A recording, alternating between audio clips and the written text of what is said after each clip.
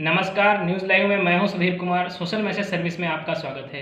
पूर्व प्रधानमंत्री मनमोहन सिंह ने केंद्र सरकार को घेरते हुए कहा है कि चीन सरहदों पर बैठा है और केंद्र सरकार नेहरू पर अटकी है। खबरों को विस्तार से जानने से पहले आइए नज़र डाल लेते हैं आज की मुख्य खबरों पर। पूर्व पीएम ने कहा, मोदी सरकार को आर्थिक नीतियों की समझ नहीं है। जेल से सजा पूरी करने के बाद 12 पाकिस्तानी कैदियों को स्वदेश भेजा गया है। विपक्ष ने कहा, ईवीएम से नहीं बैलेट पेपर से कराएं चुनाव। अब खबरें विस्तार से। पूर्व प्रधानमंत्री मनमोहन सिंह ने मोदी सरकार को महंगाई, बेरोजगारी से लेकर आर्थिक और विदेश नीति तक केंद्र सरकार पर निशाना साधा है। उन्होंने कहा है कि मोदी सरकार आज देश की तमाम समस्याओं को सुलझाने के बजाय पूर्व प्रधानमंत्री नेहरू को कसूरवार ठहराने में ज़्यादा दिलचस्पी ले रही है। सिंह ने बढ़ती महंगाई, बेरोजगारी, विदेश नीति और आर्थिक नीति पर सरकार को फेल बताया है।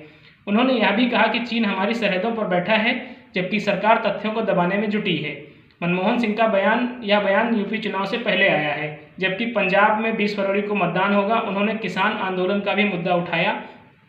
इसके अलावा बढ़ती महंगाई और बेरोजगारी पर भी केंद्र सरकार को घेरा है। सिंह बोले कि कांग्रेस ने राजनीतिक लाभ के लिए कभी देश को नहीं बांटा, न ही सच को छुपाने का काम किया।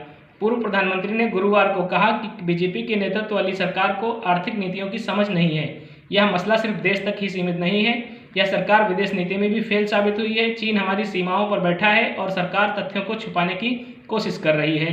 एक तरफ लोग बढ़ती महंगाई और बेरोजगारी का सामना कर रहे हैं, तो दूसरी तरफ सरकार अब भी तमाम समस्याओं को लेकर पहले प्रधानमंत्री जवाहरलाल नेहरू को दोषी ठहरा रही है। मोदी सरकार पिछले 7.5 साल से सत्ता में है। वह गलतियों को मानने के बजाय, उन्हें दुरुस्त करने के बजाय पुरानी बातों का राग अलाप रही है। सिंह ने यह भी कहा कि पूरी दुनिया में पंजाबियों की वीरता, देशभक्ति और बलिदान का सम्मान करती है, लेकिन भाजपा सरकार इनके बारे में बात नहीं करती। दरअसल इनका राष्ट्रवाद अंग्रेजों की बांटो और राज करो नीति पर आधारित है। संबंध गले लगाने और बिना बुलाए बिरयानी खाने पहुंच जाने से नहीं सुधरते। बीजेपी सरकार का राष्ट्रवाद अंग्रेजों की नीति पर आधारित है। मोदी सरकार के कार्यकाल में संवैधानिक संस्थाओं को कमजोर किया जा रहा है। कांग्रेस ने अपने कार्यकाल में ज़्यादा बोलने की बजाय कम काम करने की तवज्जो दी।